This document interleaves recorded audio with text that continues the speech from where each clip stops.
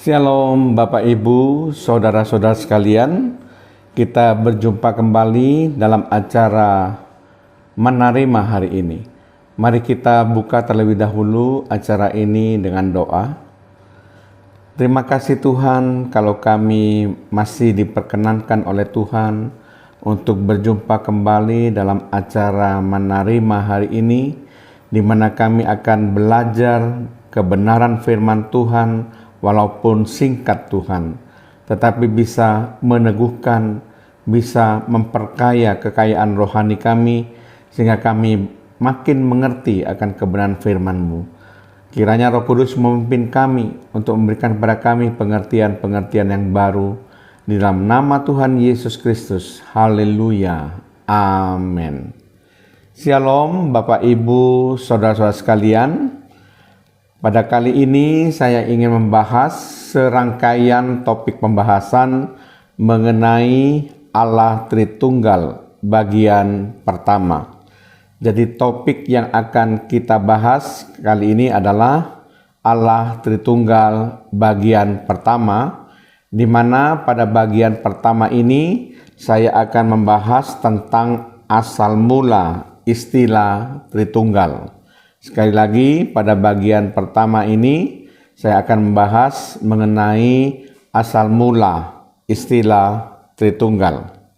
Nah, Bapak Ibu, saudara-saudara sekalian, doktrin tentang Allah Tritunggal merupakan doktrin yang amat sangat sulit untuk diterangkan secara jelas.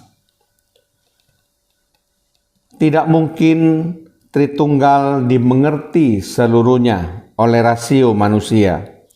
Ini tidak mungkin dimengerti oleh manusia secara sempurna, karena Allah adalah Allah yang tidak terbatas, sedangkan manusia sangat terbatas.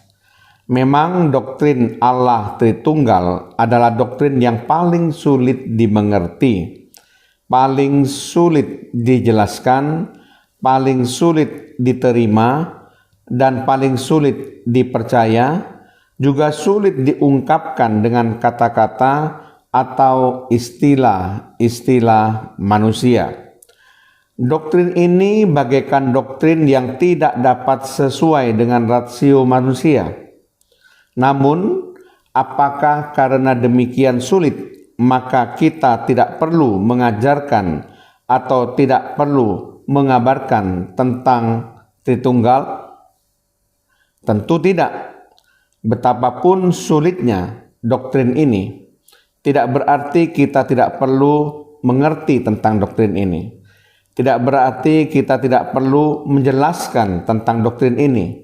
Tidak berarti kita tidak perlu percaya. Tidak berarti kita tidak perlu memakai rasio untuk memikirkan tentang doktrin Tritunggal ini.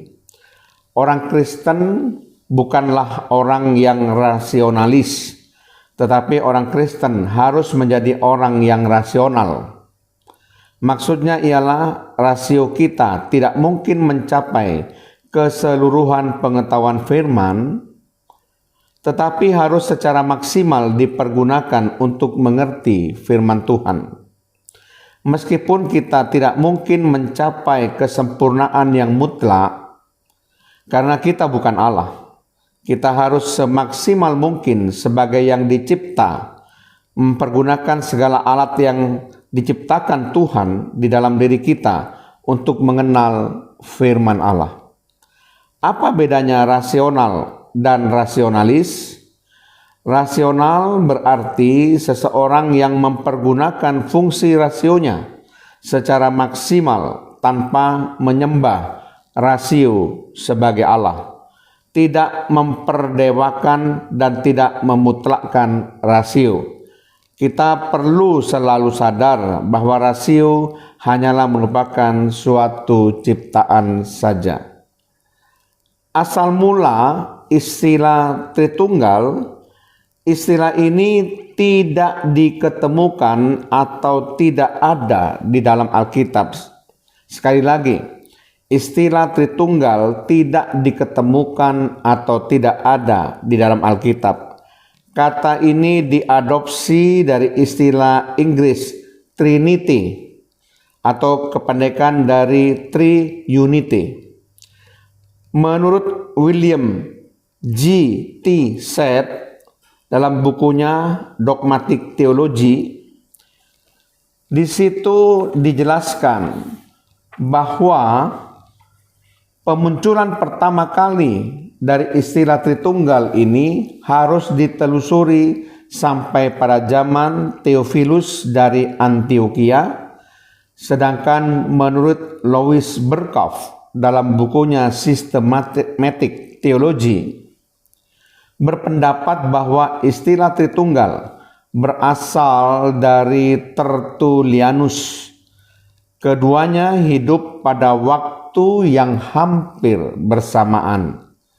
Theophilus meninggal dunia pada tahun 181 Masehi, atau ada yang memperkirakan juga pada tahun 188 Masehi, sedangkan Tertullianus meninggal pada tahun 220 Masehi.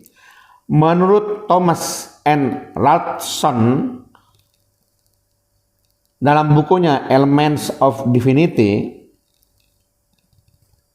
secara etimologi, kata Tritunggal berasal dari kata bahasa Latin Trinitas yang terdiri dari dua kata, yaitu tres yang artinya tiga dan unus yang berarti esa, tunggal atau satu. Menurut Webster New Collegiate Dictionary, Merriam-Webster, kata Trinity sendiri berasal dari bahasa Latin Trinite atau Trinitas yang berarti keadaan menjadi tiga atau the state of being threefold. Menurut Louis Berkhof di dalam bukunya Systematic Theology menjelaskan bahwa istilah Trinity hanya menyiratkan keadaan menjadi tiga tanpa menekankan aspek kesatuan di antara ketiganya.